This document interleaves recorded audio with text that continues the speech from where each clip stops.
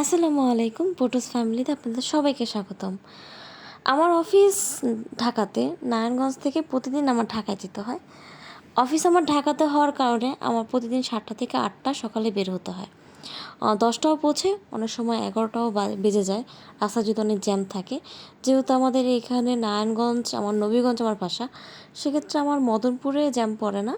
জ্যামটা আমার শুধু পড়ে স্টাফ কোয়ার্টারে, আর পর হলো মেরাদিয়াতে। এখন তো সাধারণত ব্র্যাক ইউনিভার্সিটি হওয়ার কারণে বনশ্রী একটা জ্যাম লেগেই থাকে। আমার ইনচার্জ প্রতিদিনই আমাকে বকা দেয় একবার একবার করে। তারপরও আমি কোনো দিকে আগাতে পারছি না। আসলে আপনার জীবনে কি হবে তা উপরওয়ালাই নির্ধারণ করে রেখেছে। তার হাতে সব কিছু, আপনার হাতে কিছুই না। যেমন আমি সারা জীবন ঢাকায় ছিলাম, আমার হাজব্যান্ড ঢাকায় ছিল, আমার শ্বশুরবাড়ি পুরোটাই ঢাকায় ছিল, কিন্তু সময়ের বিপেক্ষে এখন আমরা নারায়ণগঞ্জে চলে আসছি। হয়তোবা যদি আল্লাহ তাআলা কপালে রাখে, তাহলে অবশ্যই আমরা খুব শীঘ্রই ঢাকায় যেতে পারি। হ্যাঁ, জানি না আল্লাহ তাআলা আমাদের কপালে কী রেখেছে, সামনে ভালো হবে না খারাপ হবে আল্লাহ তাআলাই ভালো জানেন। তবে সবাই আমাদের জন্য দোয়া করবেন। তো আজকে আপনাদের সাথে এই ভিডিওটা শেয়ার করার একটাই কারণ, অনেকে ভাবেন যে আমি কোথায় থাকি, কি করি, আবার মনে করতে পারেন যে আমি মিথ্যা কথা বলি, তার কারণে ভিডিওটা আমার আপলোড করা। আজকে তো বাইকে গিয়েছি, বাইকে যাওয়ার কারণে আমার সময় লেগেছে 1.5 ঘন্টা, না হয় আমার 3 ঘন্টা বা 2 ঘন্টা সময় লাগে। সারা রাস্তা খালি থাকলেও মেরাদিয়া জ্যামটা আমার একটু ভালো লাগে না, আর হলো স্টাফ কোয়ার্টার জ্যামটা। এই দুইটা জ্যাম আমার কাছে মনে হয় আমি যদি পাখির মতো উড়াল দিয়ে চলে যেতে পারতাম, কিন্তু এটা হয়ে ওঠে না।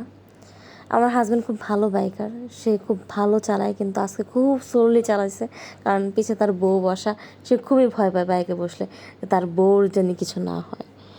যাই হোক, আপনারা ভিডিওটা দেখেন, ইভেন প্লিজ আপনারা সবাই আমার ভিডিওতে লাইক অ্যান্ড কমেন্ট দিয়ে শেয়ার করে পাশে থাকবেন। আমার কথায় ভুল ত্রুটি হলে ক্ষমা দৃষ্টিতে দেখবেন। আমি যেহেতু অভিজ্ঞ না, প্লিজ আমাকে একটু সাপোর্ট করবেন। এই যে আমরা চলে যাচ্ছি মদনপুর থেকে আমার অফিসের উদ্দেশ্যে ঢাকায়। এখন আপু বলতে পারেন, আপু আপনি কী করেন, সেটা আসলে পরেই বলবো কোনো এক ভিডিওতে। আসলে আপনার জীবনটা এমনভাবে চলবে বা যেমনভাবে আপনি চাবেন সেরকমটা অনেক সময় হয় না। ভাগ্য, তারপর অনেক কিছু আপনার নির্ভর করে আপনার পরিস্থিতির উপর। পরিস্থিতি আসলে মেনে নিলে জীবনটা অনেক সহজ, পরিস্থিতি না মেনে নিলে জীবনটা অনেক কঠিন। বলতে পারেন, আপু আপনার কষ্ট হয় না? আমার খারাপ লাগে, কষ্ট হয়। আমি দিন দিন অসুস্থ হয়ে যাচ্ছি, কিন্তু কিছু তো করার নেই। আর আমার হাজব্যান্ডের জন্য অবশ্যই আপনারা দোয়া করবেন। ও হয়তো বা 3-4 মাস বাংলাদেশে আছে, এরপর ও ইটালি চলে যাচ্ছে। ইনশাল্লাহ কোনো একদিন আমিও ইটালি চলে যাব, যদি আমার কপালে থাকে।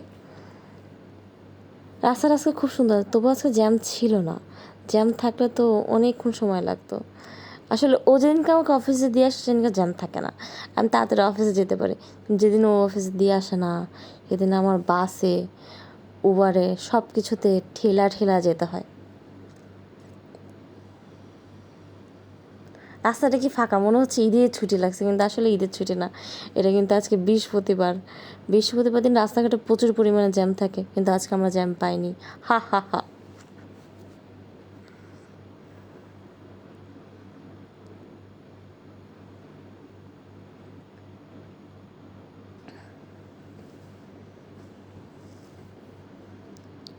জীবনটা আসলে সুন্দর যদি আপনি উপভোগ করতে জানেন। জীবনে প্রত্যেকটা জিনিস যদি মনে করেন যে এটা আপনার সাথে হবে বা হওয়ার ছিল বা মেনে নিতে পারেন, তাহলে দেখবেন জীবনের প্রতি কোনো অভিযোগ থাকবে না। একটা সময় ছিল যখন আমি বেকার ছিলাম, আমার হাজব্যান্ড বেকার ছিল, আমাদের মানে দিনগুলো যেভাবে যেত আর কি। বাট বর্তমানে আমি জব করি, সে বিজনেস করে।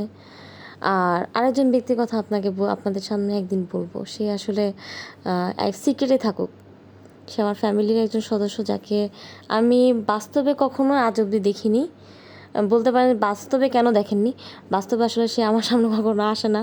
সে আমাকে সে অনেক লাজুক প্রকৃতির।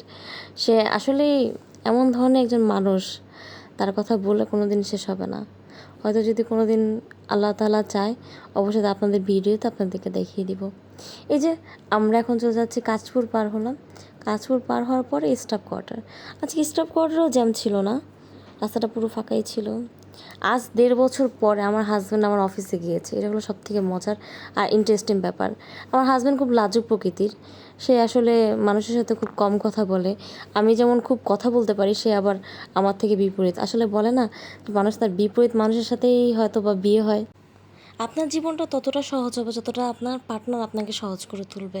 আপনার পার্টনার যদি আপনার জন্য সাপোর্টিভ হয়, পার্টনার ফ্যামিলি যদি সাপোর্টিভ হয়, আপনি অনেক দূর যেতে পারবেন। আমার শাশুড়ি যেমন, একটা উদাহরণ দিচ্ছি, আমার শাশুড়িকে অনেকেই অনেক কথা বলে, কিন্তু আমার শাশুড়িকে আমার মার থেকেও আমি তাকে বেশি পাইছি।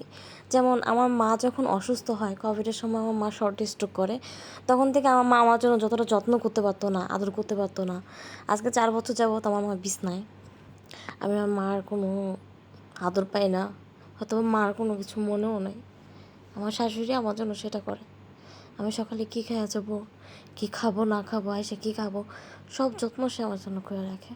আমার মার জন্য আপনারা সবাই দোয়া করবেন, আমার মা যেন তাড়াতাড়ি সুস্থ হয়ে যায়। আম্মা অনেক অসুস্থ, হয়তো বা আপনাদের দোয়া আমার মা সুস্থ হয়ে যেতে পারে।